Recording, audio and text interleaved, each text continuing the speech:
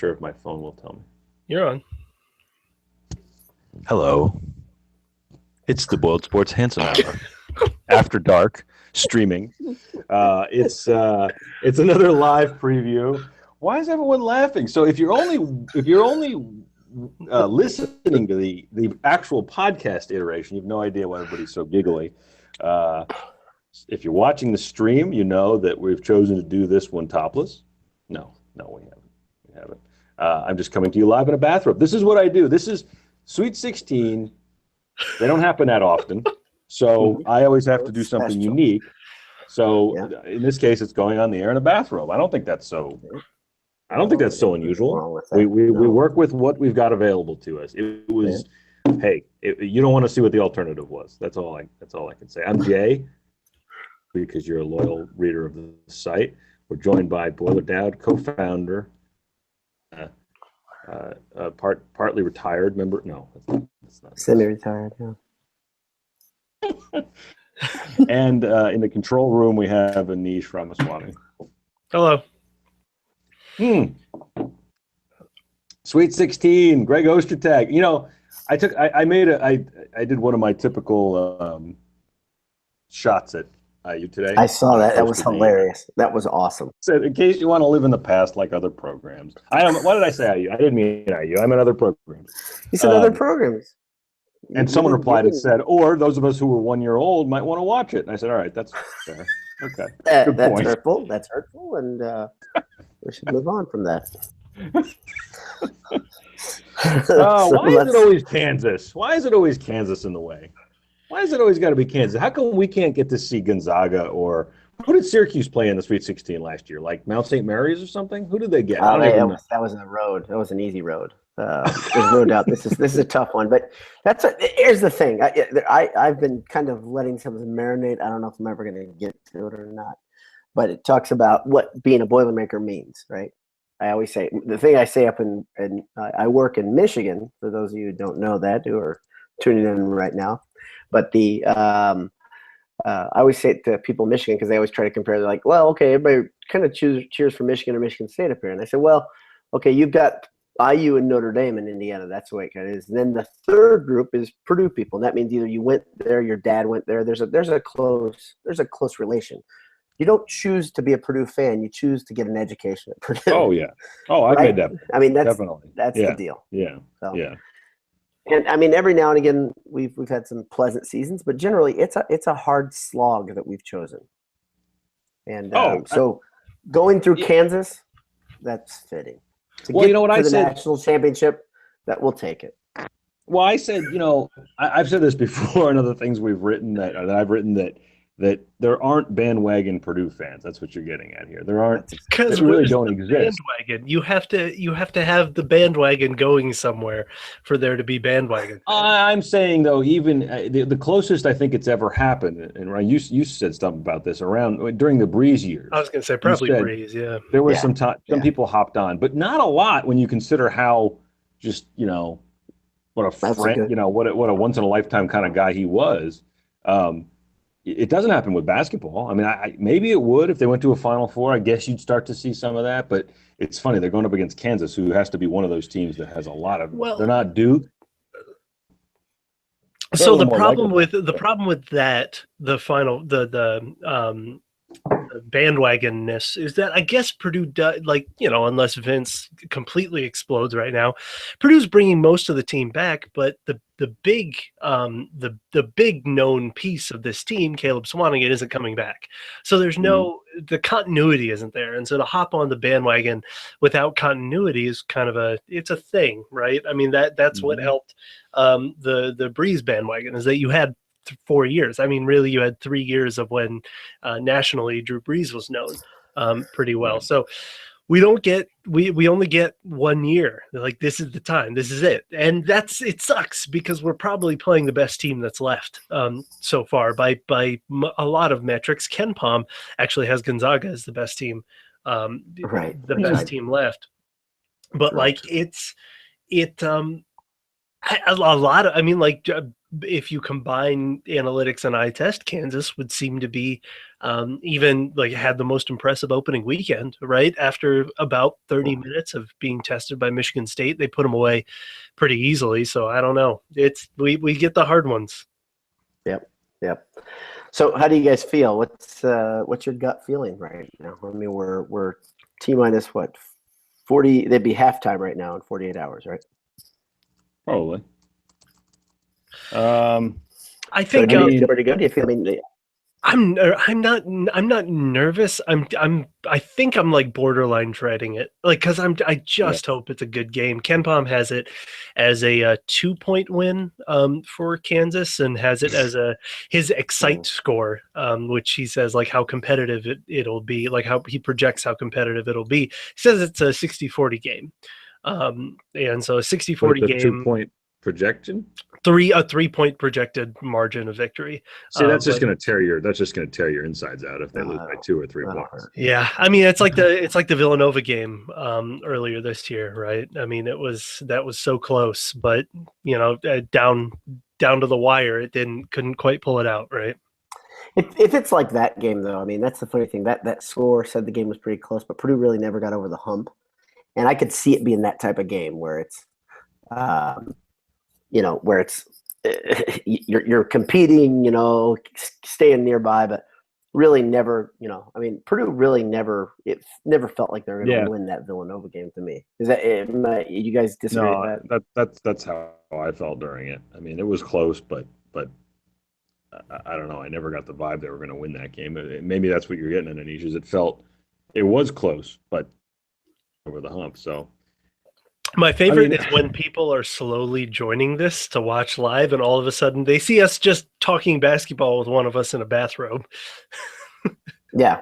What's so weird about that? It's true. Very true. I would venture to guess that the people watching, there are some people dressed far more inappropriately than in a bathrobe. I'm picturing them all. You know what, Anish? Open it up. Let everybody join us. Let's get where there's like little pictures all the way around. That would be great. Feel like a traffic jam. I am afraid that it's going to be. That's the thing. Like in another, if you would play the Villanova game again, I do think that there's a decent shot Purdue wins, right? Those circumstances early in the year, like while Haas had it going, but before Vince had it going, I think there was a good shot we had it, and that's what you don't want this Kansas game to be.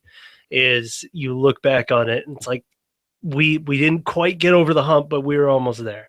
Right. Well, I'll bring you back just a couple nights and remind you of your desire to avoid Michigan State. I think you were a little punch drunk. It was 2 a.m, but you were saying, "No, I'll take Kansas in Kansas City." So, in my defense, I actually didn't realize that the next round was in Kansas City. I thought we were placed somewhere else. This is less than ideal. Playing the best team in the country, basically in a road. Basically on the road. Yeah. Not ideal. That was when I was recording it. It was 2 a.m. We were a little punch drunk and also drunk. So we could take on the world. We felt like we could take on the world. Well, so I'm still glad that we didn't get. I'm still glad we didn't get Izzo, even though Michigan State doesn't match up. But this is this is going to be a weird game because they are all guards. They're all perimeter, and they don't really have any bigs. Colton Bragg was supposed to be their big, their big man, and he really hasn't panned out. He plays half the minutes Isaac Haas does. Is he the guy who's 6'10"? Yeah, he was highly recruited. He was supposed to be this pretty, this pretty big recruit that's coming in. But Kansas's wing rotation backcourt in their wing rotation is pretty unbelievable. But the thing is, they don't have anything to match up with Swanigan. Right. And so they don't even have anything to match up with Haas. Right. A couple of years ago, guys, I had a busted rotator, so my wing rotation wasn't very good, and it's been better since then. I'm glad you improved on it, though. You worked on it. Yeah. Mm-hmm. You had to go through that whole thing. That's right. Yep. I mean, well, I can tell you that look at- I have been soaking up the press conference information, all the stuff from GBI, all the stuff from Journal and Courier. When I was at work today, I was listening to everything that I could, anything that was available. I would try to soak it up. I don't get any nervousness at all from any of the players or the coaches. I mean, that's a really good thing. I don't feel nervous myself. I feel, like the interesting thing. I think what's going to happen. I think I feel antsy. I think I'm going to get really antsy when the theme music comes on Thursday night. Not for the Purdue game, but 2.5 hours before. I think I'm going to be really, really like, oh my gosh, okay.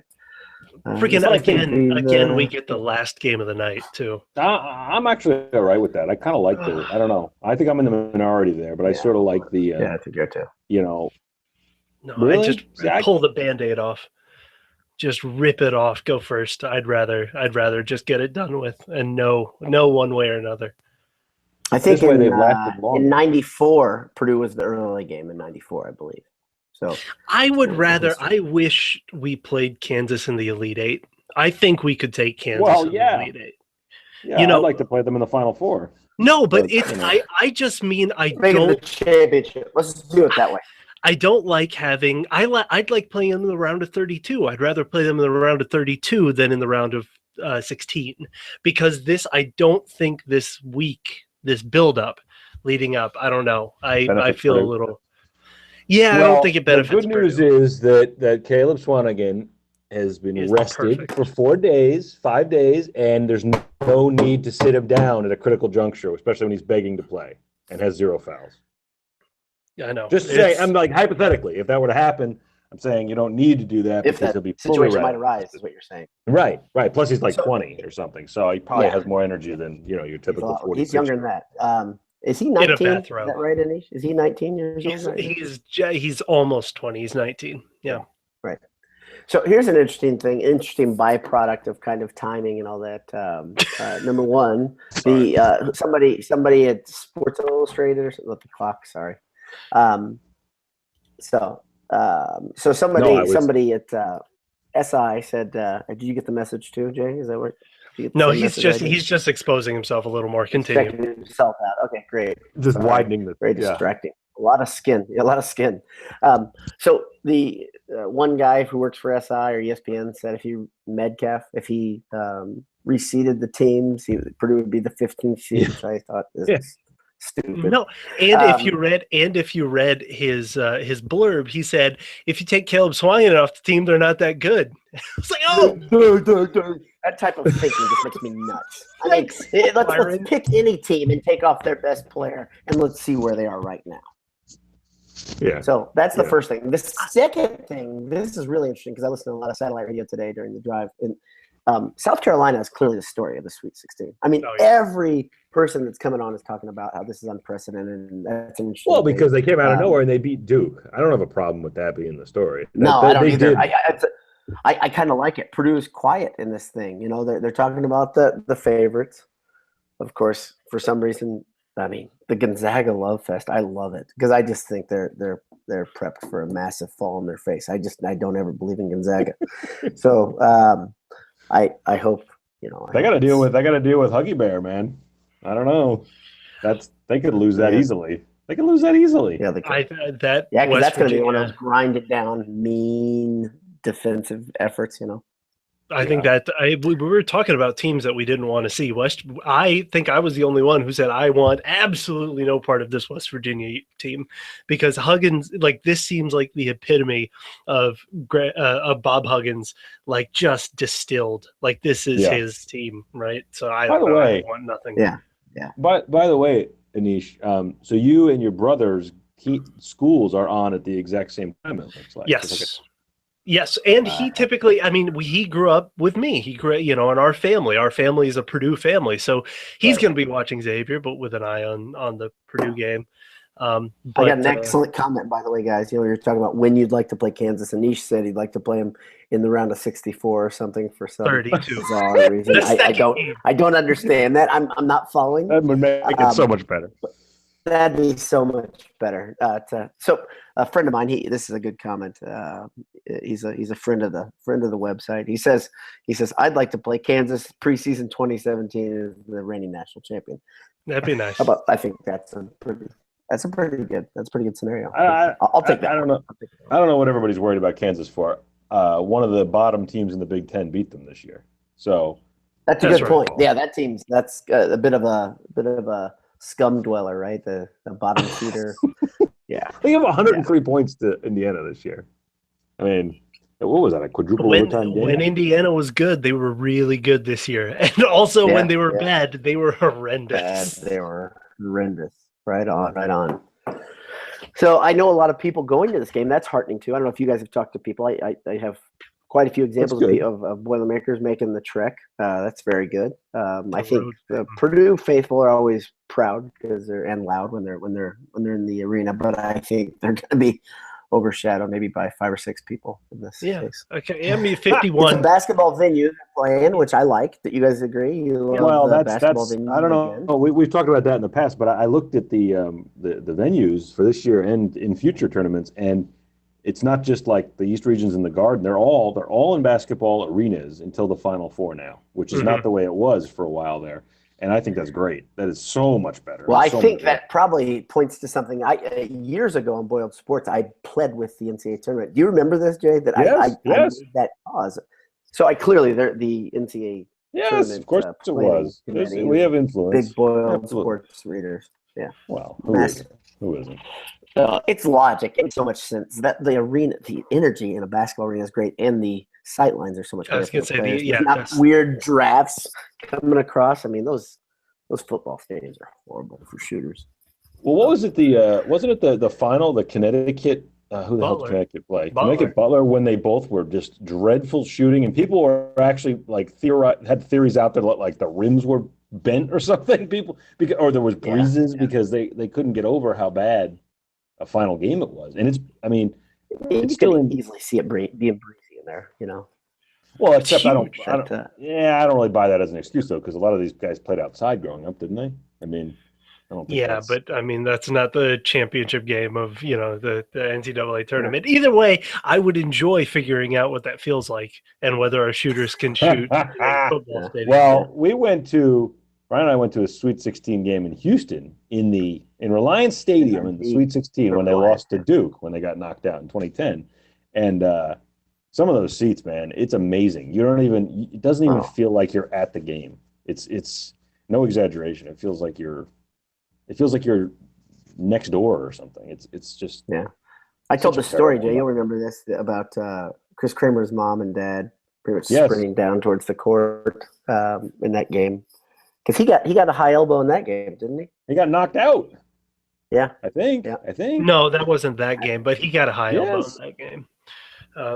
He got the game. Jay and I were at the game, the Michigan game. Oh, I thought you were still talking about the Duke game. No. The Duke game, he did get clobbered by whoever that thug was. It was really tense feeling. Zebert. We were in the parent section because Jay has this great connection.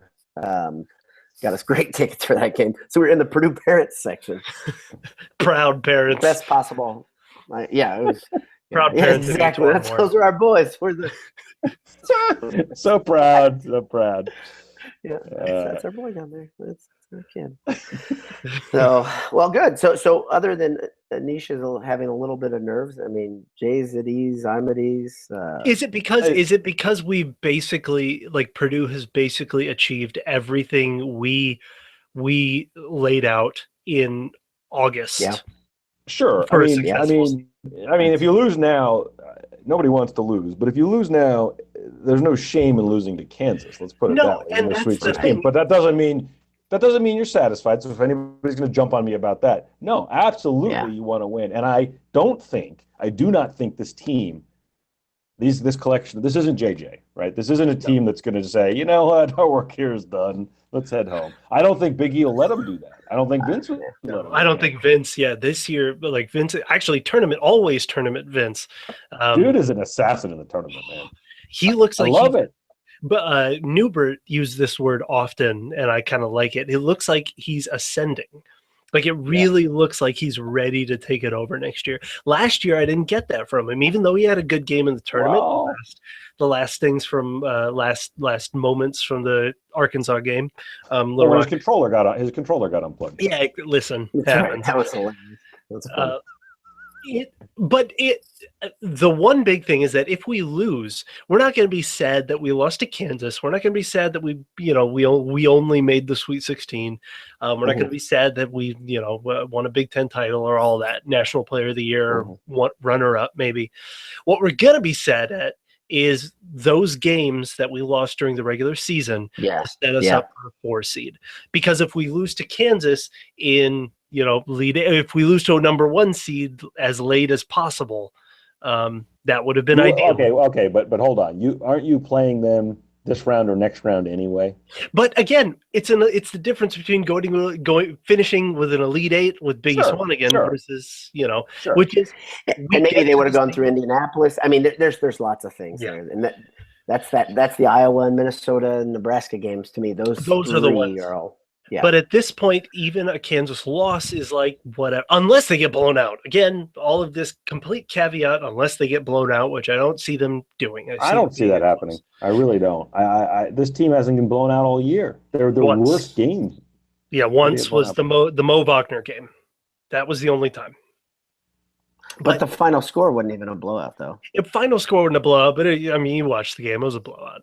But the game was, I think it's fair. But I don't see that happening, and I don't think we can feel bad about the season regardless of how it ends, whether it's this weekend or next weekend, right? Right. But it's just those games, though, that Minnesota game, like, just eats at the Nebraska game. The Nebraska loss is the worst loss, in my mind. Imagine if we had that Louisville game back. If Vince's no-show in the Louisville game, like how much that cost us in the seeding, whether we could have gotten a 3 seed. But I don't think you can. I try not to burn energy stressing about almost any of those, but definitely not Louisville. I mean, if you lost on the road at Louisville, it was a missed opportunity, but you lost on the road at Louisville. I don't. Fair, and even the home loss to Nova, I wanted Nova. We only lost by 3. I used the we right there, but you were on the team. We were on the bench. Well, but I mean, it was a defending national champs, and you lost it. You played well. You were in the game. It was a 3-point loss. That's something to build on. I don't know. I agree Nebraska was bad, but again, it was a road game in the Big Ten. I mean, no, I don't know. Those are the kind of games. You got to win that game. I mean, that's a lousy team. They win. That was the one loss in a 9-1 stretch. That's the other way I look at it and say, so you guys, we had to win.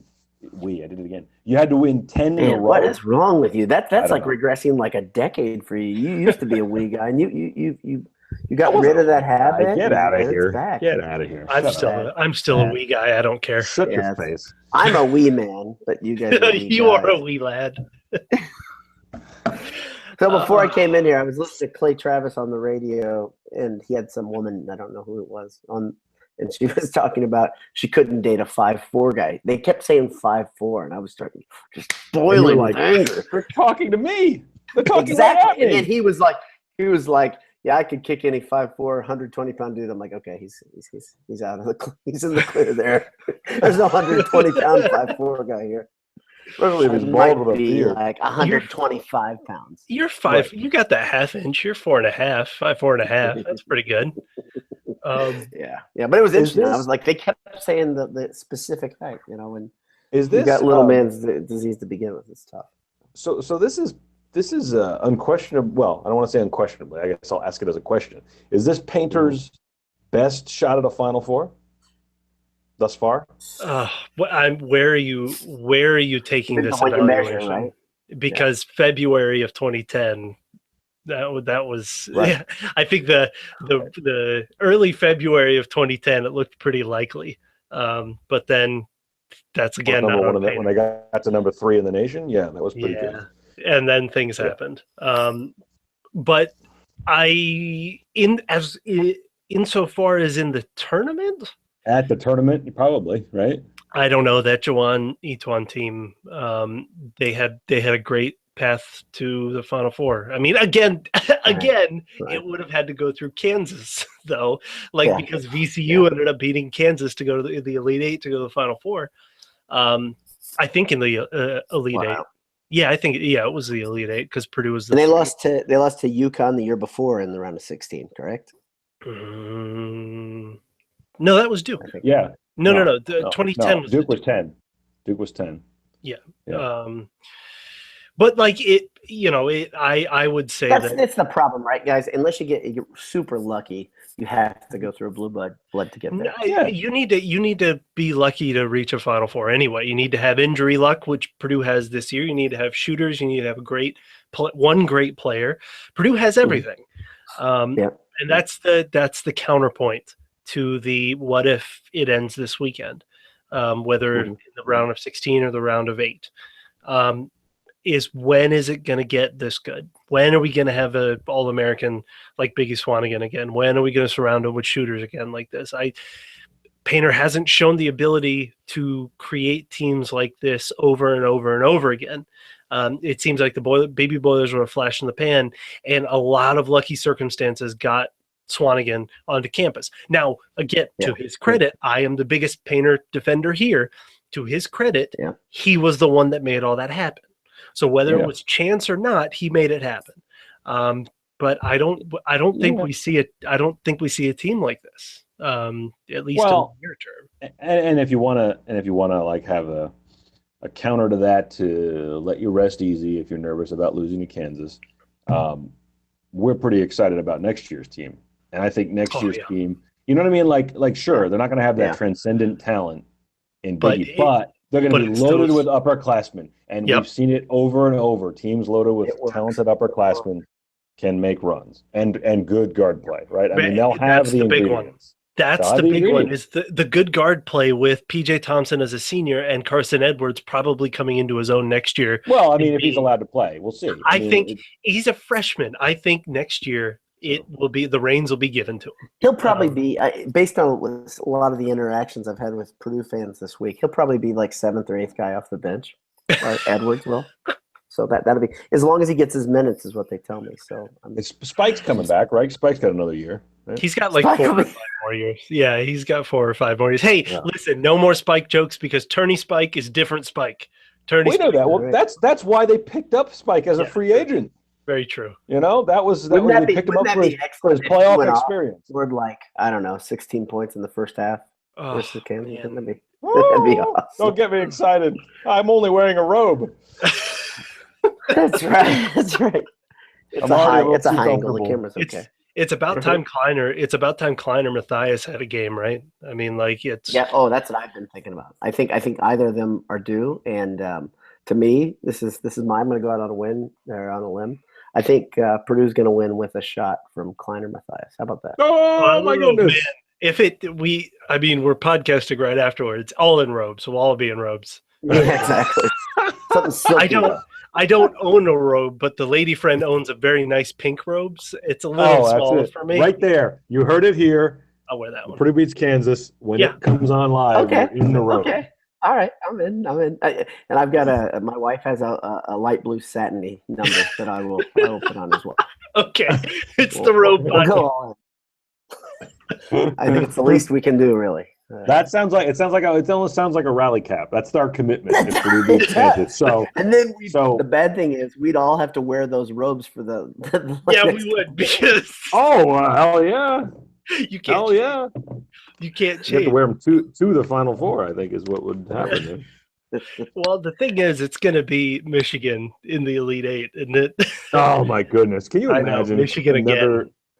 There was a great tweet that I think a writer, like a professional writer, tweeted just the other day, a very subtle, funny one. It said Kansas moves on and will play the remainder of the Big Ten tournament in the Sprint Center.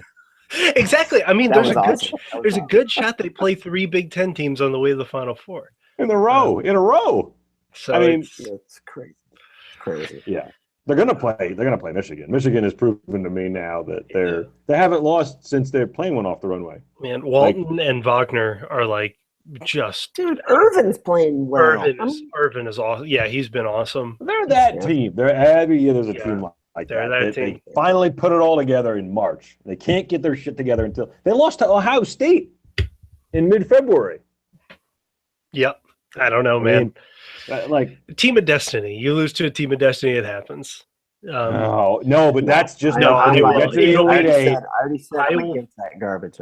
I will feel podcast worse. that I will feel No, worse losing to Michigan in the Elite Eight. You're right. Hell Than- yes, than- that would be Tennessee would. way too reminiscent of what No, 2000 when they you're not. lost.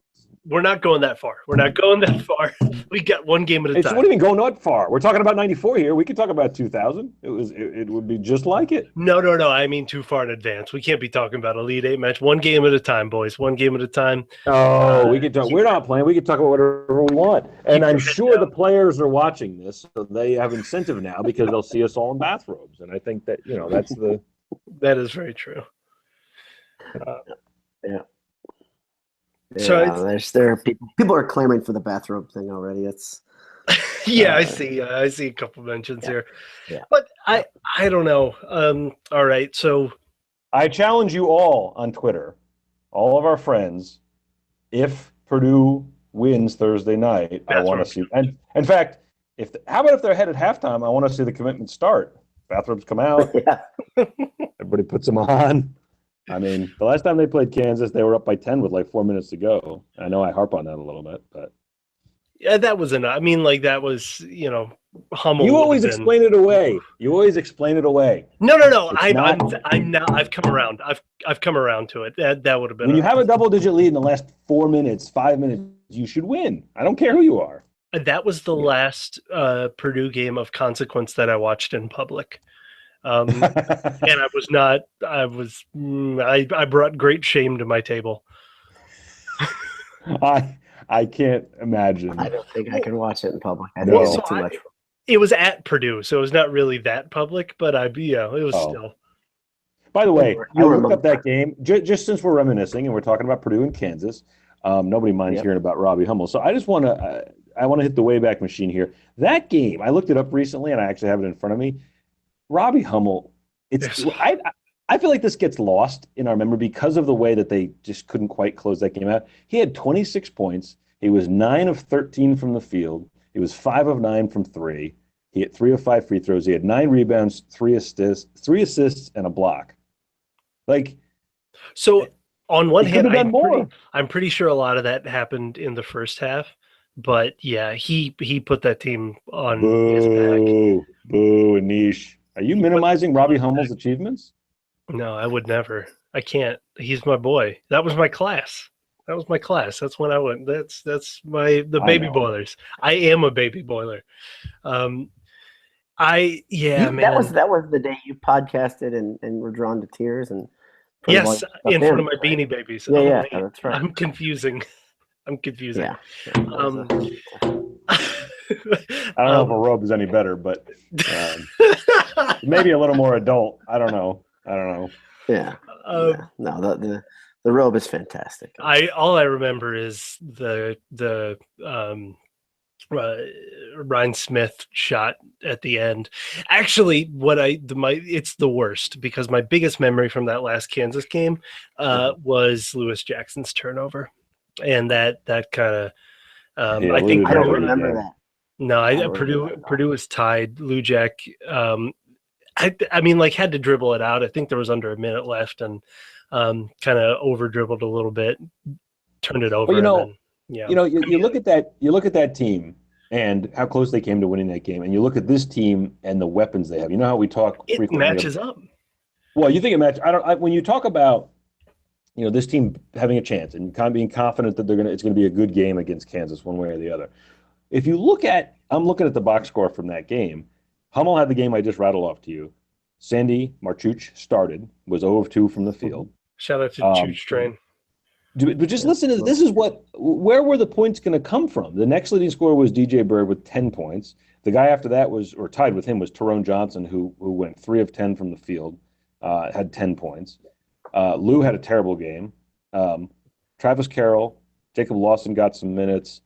That's all you have to say. Jacob Lawson got minutes. But I'm saying Ryan Smith had a Ryan Klein game. He was 1 of 2 from the field for 3 points. I mean, that's it. But I'm not trying to denigrate that team. I love that team. But what I'm saying is this team is so much better. Oh my gosh, this team is so much better, way better. And I understand that was a 10 seed. I understand all that, but it also shows you how much I think Robbie pulled out of that team as a senior. Man. Him and Lou as a seniors, just and Rhino. I mean, like that senior class. Yeah. Ryan had a great senior year. He was senior class, and he had a shot. He had a decent shot at the end to win the game. So what Dowd is predicting is that Matthias completes, or Klein complete, what Ryan Smith missed out on. So I know which one Ryan would prefer. Yes, me too. I got to tell you, this would be a really interesting thing. If you guys have heard me off of this podcast, and I've been critical of Klein. I will continue to be critical of Klein because I had a hard time with that whole episode. But I said, and this would be horrible if it actually did it, but I said, he's got to do something to earn him back in my good graces. That would do it. That would do it. I will excuse reckless behavior for an Elite Eight. I will make the trade. That's horrible. That's my whole point about that's not right. That is not right. But it's like 20%. It's like 20% true, isn't it? Like it's it's more than 20. He's admitting it, so it's clearly more than 20. Yes, I am. If it's on the truth meter, it'd be pretty heavy. So I just read a little something that Marchuch recently had 15 puntos and 7.3 rebounds. Yeah, man, I love Sandy Marchuch. Yep, I tweeted that. That's this team. So I mean, matching up with Kansas, it's the one. I mean, Frank Mason's going to be Frank Mason. Like, he's going to be incredible. Purdue has nobody to guard him. All they can do, I say, throw Carson Edwards at him. But really, there's nothing. You just got to kind of rotate everybody along to him. The problem is that probably top 3 overall pick, Jackson, is emerging. He's playing the best basketball of his season. Mm-hmm. He's probably going to have to be checked by Vince, and that's going to be an issue because Vince tiring out on defense is not great, especially when Haas. If Purdue ever plays the Haas Swanigan lineup, Jackson will be checked by Swanigan, and that'll be a disaster. And so that's the thing that makes me nervous. The other guys, the shooters, Svi, whatever his last name, Michalik, or whatever his last name is, and Devontae Graham was on fire last night. But I think Purdue matches up wings really well. It's going to be a weird game. Like I think these are like polar opposite teams. When you say weird, you mean think Purdue's going to win by like 11? Honestly, if Swanigan has like 35 points and 20 rebounds, it wouldn't be that surprising against this front line. That's what I'm saying. It could be. If he has what? If he has like 20 rebounds, if he just dominates. Is Jay at a pipe organ? Is Jay getting ready to play a song on a piano? I got a tweet here as it looks like Jay's playing the piano. So. He's Liberace. He's like a sex robot. Tickle ivory. Well, what would you gentlemen like to hear tonight? Is everyone having a nice time? Is everyone having a good time? You're a beautiful crowd. Play Rocket Man. Play Freebird. Yeah.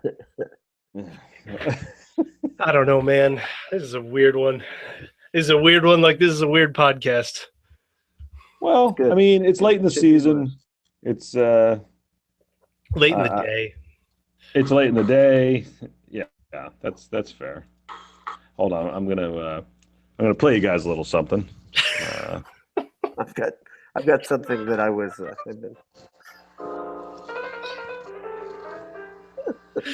Oh, he's got the harmonica too. I gotta get down where you can't see me.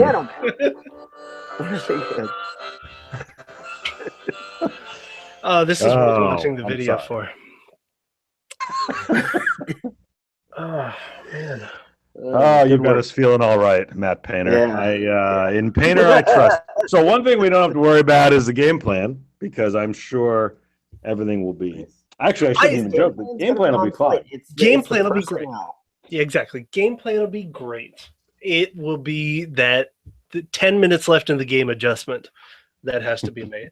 That's literally that is Painter's Achilles heel. It is like something happens with like 12 minutes, 15 minutes left, and he's got to stop licking his lips and actually make an adjustment. That's really because the game plan will be great. He's put together a great team. Like he trusts his guys. All of the blah blah, all of coach speak. It's just that adjustment. I don't know. That's what I'm scared of. Now, if all of Purdue's 3-point shooters hit 100% of their shots, it'll be pretty fine. Then that's all you need. I think we'll be okay. But anything short of that, and I'll be nervous no matter what with about 10 minutes left.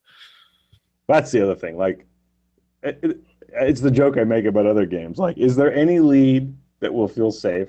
Against Kansas? No. It doesn't.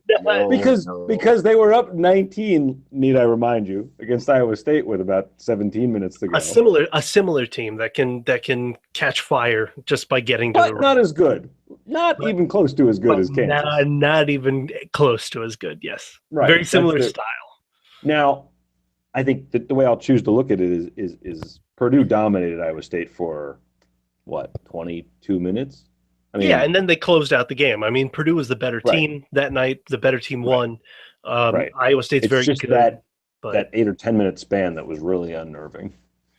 Without that, I think everybody's feeling really cocky at this point. Oh, I would say so. So maybe if they blow them out as it looked like they were going to, people would be like, bring it. Myron Metcalf wouldn't rank Purdue 15th.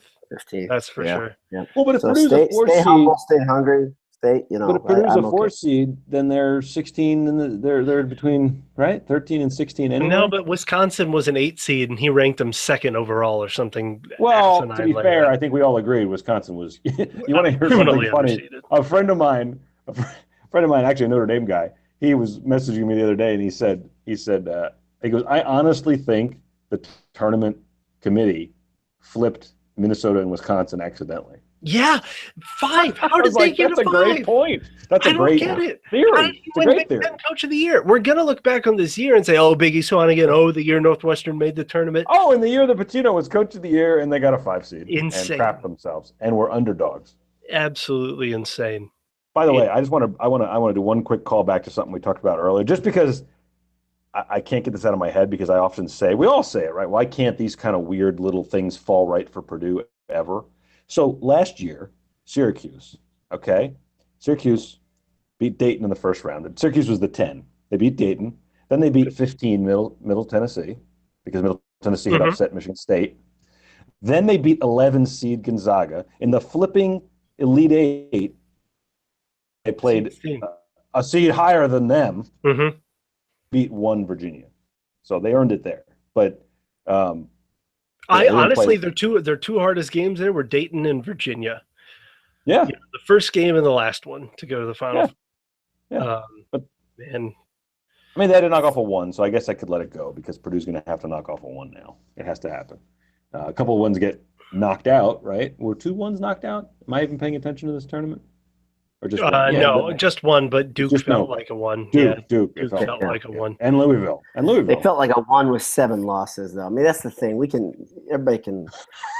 revise history. I keep saying it. That team was. They didn't deserve that high seeding, and I don't think it's revisionist. Duke deserve, but that's the thing. If you value only the best wins and not the worst losses, they deserve. The losses should matter. The losses should matter. The losses should matter, but the way the tourney doesn't, the selection committee didn't look doesn't at it that way. Yeah, they don't care. Is that they had a lot of really good wins, and that's all that mattered. So whatever. Yeah, man, I'm nervous. I'm not nervous. I'm anxious. That's what it is. I'm anxious. I'm ready to get this weirdness started. Yeah. I'm not ready for it to end. I'm I'm really not. This is so much fun. Because it's so much Swanigan. fun. The best. Yeah, because it's the end of Swanigan, right? If you knew he was coming back, it would soften the blow a little because you'd be like, that's fine. Sweet 16 and this whole crew back. Oh, Oh, Nish, don't do it. Don't can do you it. Don't. imagine? No. No, you Don't could do to it me. because we know he's not. But like, what if he did? If he did, it would be No. like the Baby Bowl their So senior year. I believe Right? I believe Ryan said to me that they would be. Correct me if I'm misquoting you. They would be getting votes at least for preseason number one. I think they'd be. I don't No. think there's any doubt in my mind. They'd be 1 to 3 preseason. Yeah, they would. ranked Nah, right. I don't agree. Yeah, I don't agree. Yeah, I do. You can not agree all you want.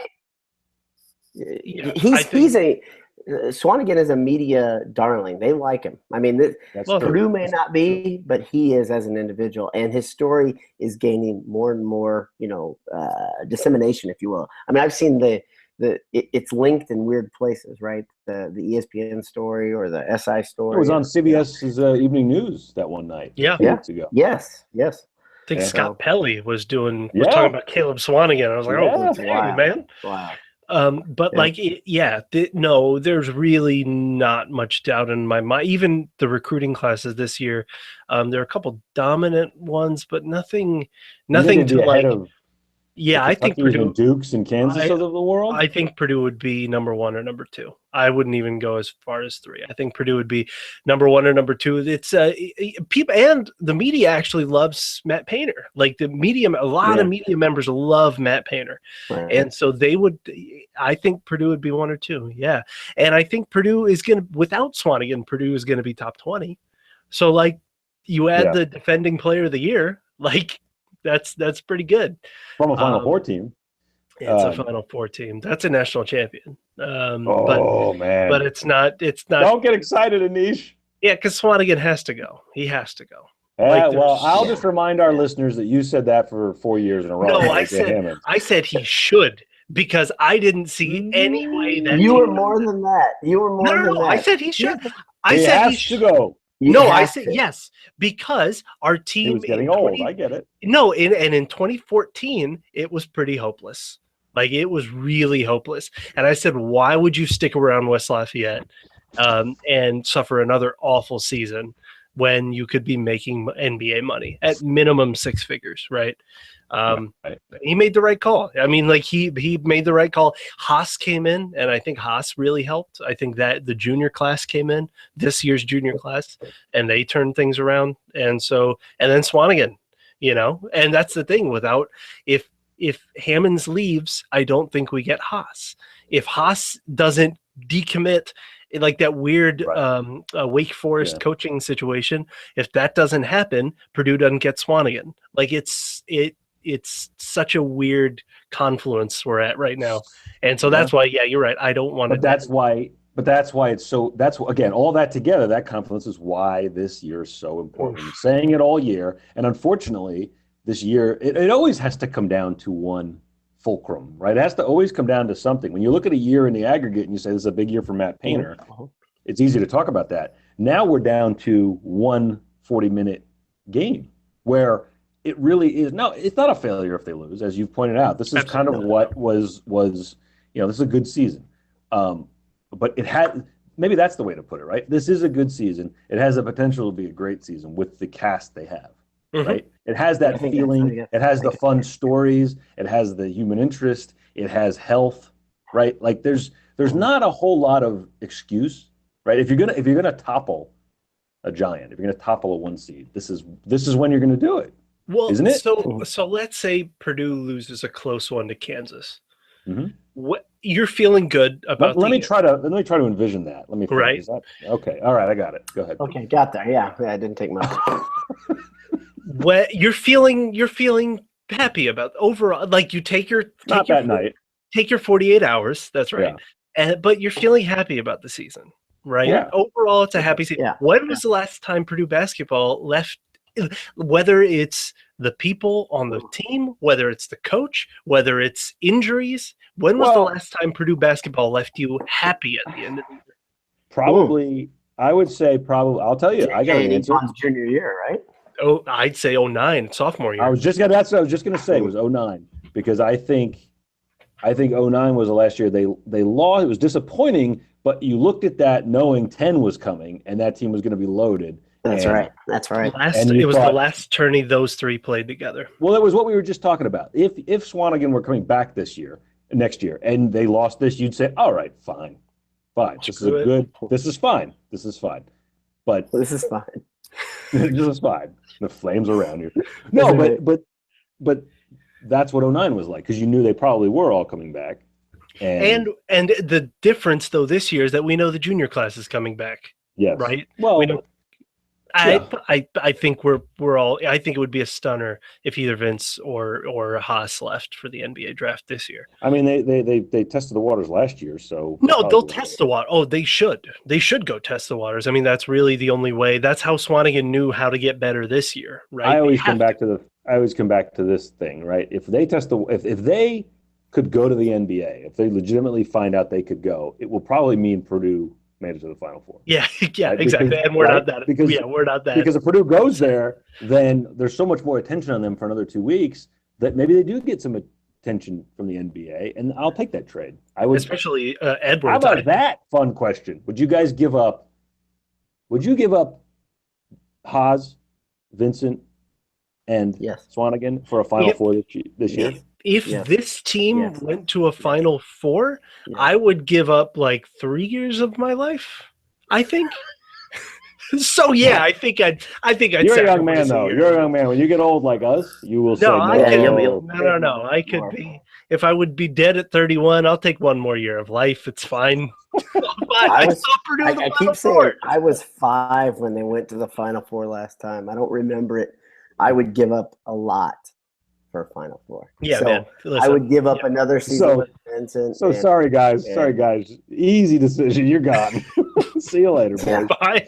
It's been fun. Yeah. I hope you're all very, very rich. Very, very rich. You'll have paid us plenty, so then you should go cash in, is what I would say. Yeah, that's right. Man. It's an easy. Yeah, I think we did this. Didn't we do this exercise before where we said what would make it worth it, right? So final 8. Let's say, how about this? We want to make it more challenging. Let's make this more challenging. Let's do it. Okay. Vincent has another game just like he just did. Biggie has another game just like he just did. Purdue gets past Kansas. Mm-hmm. All right. In the round of 8, they lose to Michigan, but Vincent has a really good game. Haas stays. Vincent goes. Swanigan goes. Oh, that's brutal. Oh, that's brutal. Oh, that cuts you to pieces. Oh, that is not a good scenario. Especially if Purdue loses to Michigan. Yes, I know that's all part of that equation. Oh, that's a tough one. I don't know, man. I know it's easy to say because it would mean they'd have beaten Kansas, but I kind of would. I'd rather have Vincent back next year. Oh, yeah. No, I'm talking leaving that stuff aside. I'm saying looking ahead. No, but that's what I'm saying. That's your choice. So they either lose this round and you get the seniors back. Okay? That 4 seniors come back. Oh, no question. Lose this round and get the seniors back. Okay. No question. Easy question. The Elite 8 is great, but that's not what we want. That's not, I mean, that'd be terrific, but I'm not making any trades for that. I'm not giving anything up for that. Right on. I mean, it's amazing how much it looks like you're sitting at a piano. I mean, it is incredible.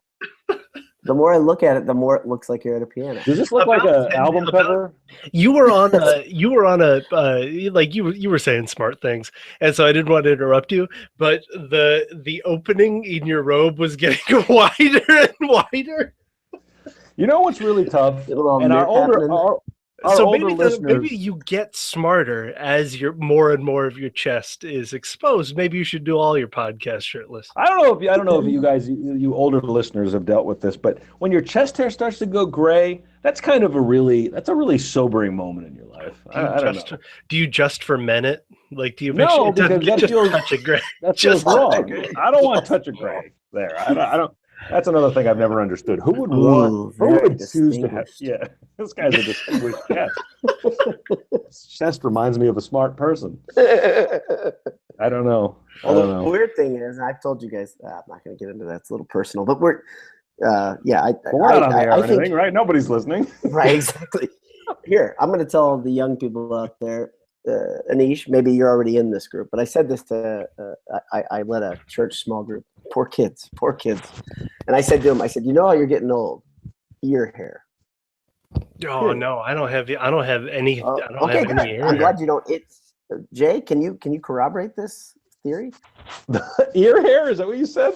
ear hair. It was never a concern with me until I was probably 40. And now I'm like, I got to do something about it or it's going to become unsightly and disgusting. Like, it's every couple of days I need to do something. I don't know if I like the turn that this has taken. This is I don't know. This is kind of getting being an old man or just yeah, exactly. Life. I mean, I don't know. I don't like the direction it's taken. You don't like that. What can I play next for you guys? What So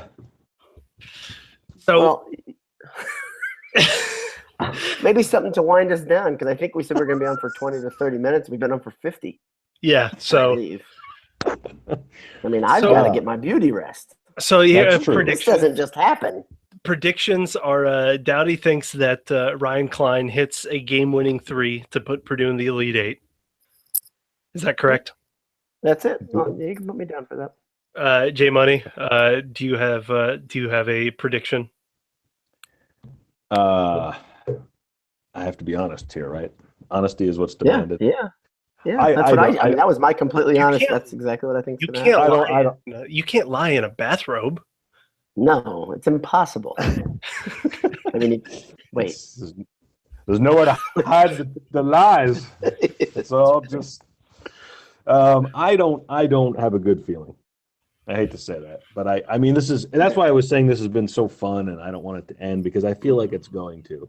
I don't think that's going out on a crazy limb to say they might lose to Kansas because Kansas is very good. And if you got to lose to a program, I think we can probably agree that it's better to lose to them than, certain local programs or Duke or that loss you and I were at when they lost to Duke. That was just because it was Duke too, you know know what, Kansas, I can deal with it. It's the argument I made before when Kansas wins things. Or Kentucky wins something, whatever. They win all the time. It's not like it makes it any worse for a Purdue fan. It's funny, Kansas fans, though, think they are long-suffering because they've had so many times where they should have won the national championship and didn't. Well, I mean, this is a little diversion, but if they hadn't won that one with Self, they would have a case for that. Yes. They would have a very legitimate case. Let's ease up on the if Bill Self didn't win a national championship. like he's... It happened. It happened. Yeah, exactly. It happened.